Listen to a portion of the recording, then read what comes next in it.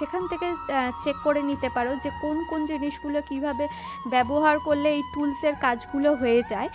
আর এইখানে ছোট্ট ছোট্ট করে আমি মুখের শেপটা দেওয়ার চেষ্টা করছি। এটা কিছুটা টাইম নিয়ে ভালোভাবে করতে হবে, কারণ মুখের শেপটা হচ্ছে খুব ইম্পর্টেন্ট। আর মুখটা যদি না ভালো লাগে তাহলে দেখতে কাজটা একদমই ভালো লাগবে না। সেই জন্য মুখটা হচ্ছে খুব সুন্দর করে আর ধৈর্য সহকারে করতে হবে, তাই জন্য একটুখানি টাইম টেকিং ব্যাপারটা। আর চুলটা যতটা বড় রাখতে চাইবে সেই মতন করবে। আমি একটুখানি বড় রেখেছি কারণ খুব সুন্দর লাগে, কিউট। গোপালের চুলটা একটু বড় থাকলে খুব কিউট আর সুন্দর লাগে। আর গোপাল যেহেতু খুবই কিউট, ছোট্ট একটা বেবি, তো আমি সেই ধরনের ছোট ছোট জিনিস দিয়ে সুন্দর করে সাজানোর চেষ্টা করেছি। আর আমি খুব বেশি কোনো অন্য জিনিস ব্যবহার করিনি। যে ফেব্রিক কালার্সগুলো হয় সেগুলোই একমাত্র ব্যবহার করেছি এই ক্লেটার সাথে। যদি পুরো কাজটা ক্লে দিয়ে করতে চাও সেটাও করতে পারো রঙের ব্যবহার না করে, তবে রঙটা দিতে একটু প্রমিনেন্ট হয়েছে আর সুন্দর দেখতে লাগবে, সেই জন্য আমি ব্যবহার করেছি। আর যদি শুধু কৃষ্ণটা বানাতে চাও তোমরা সেক্ষেত্রে শুধু কৃষ্ণটাও করতে পারো। আমি জাস্ট সুন্দর দেখতে লাগবে। আর গোপাল যেহেতু ননি চোরা সেহেতু আমি এই দুটো কম্বিনেশন একসাথে রেখেছি।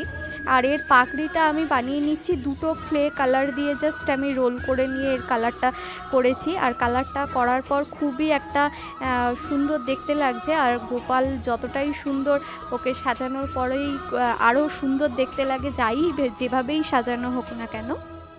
এই ভিডিওটা যদি তোমাদের ভালো লেগে থাকে অবশ্যই এই সুন্দর কিউট গোপালটার জন্য একটা লাইক অবশ্যই করে দিও। আর যারা সাবস্ক্রাইব করোনি এখনো তাড়াতাড়ি চ্যানেলটা সাবস্ক্রাইব করে পাশে বেল আইকনটা প্রেস করে দিও, যাতে আমি কোনো ভিডিও আপলোড করা মাত্রই তোমরা সবার আগে তার নোটিফিকেশন পেয়ে যেতে পারো। এমন অনেক বন্ধু আছো যারা এখনো আমার ভিডিও দেখো কিন্তু চ্যানেলটা সাবস্ক্রাইব করতে ভুলে যাও।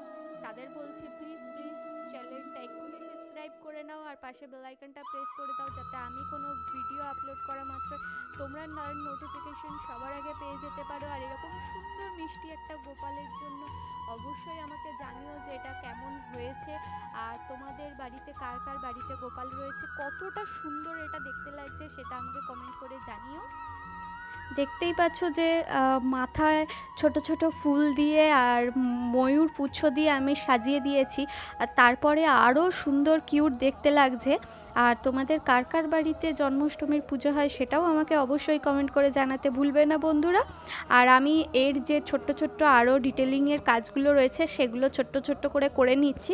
তোমরা এই ডিটেলিংয়ের কাজগুলো খুব ধৈর্য সহকারে আস্তে আস্তে করবে। আর আমি এখানে গ্লিটার কালার ব্যবহার করেছি ফেভিকলের, যাতে এইটা আরও সুন্দর গ্লজি একটা লুক দেয়। তোমরা না চাইলে করতে নাও করতে পারো, এটা অপশনাল।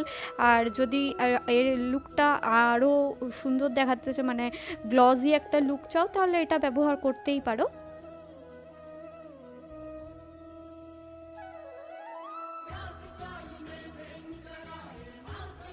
খুব তাড়াতাড়ি এর মুকুটটা আর ওই ময়ূর পুচ্ছ দিয়ে দেওয়ার ফলে আরও সুন্দর কিউট দেখতে লাগছে, তোমরা দেখে বুঝতেই পারছো।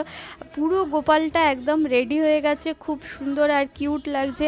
আর ডিটেলিংয়ের কাজটা করবার জন্য আর যাতে এর একটা গ্লজি লুক দেয় সেই এফেক্টটা আনার জন্য আমি এখানে গ্লিটার যে ফেভিকলের ফেব্রিক কালার পাওয়া যায় সেটা ব্যবহার করেছি। তোমরা চাইলে নাও করতে পারো।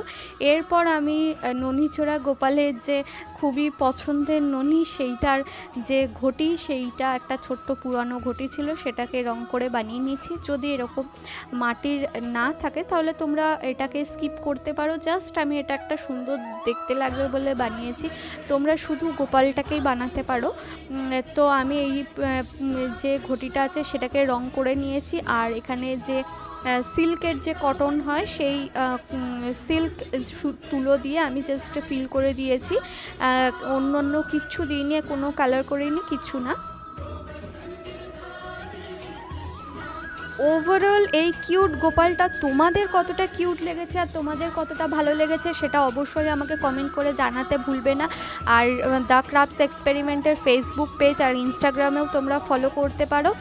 হ্যাপি জন্মাষ্টমী বন্ধুরা, দেখা হবে পরবর্তী ভিডিওতে। ততক্ষণে সবাই খুব ভালো থেকো। Have a good luck.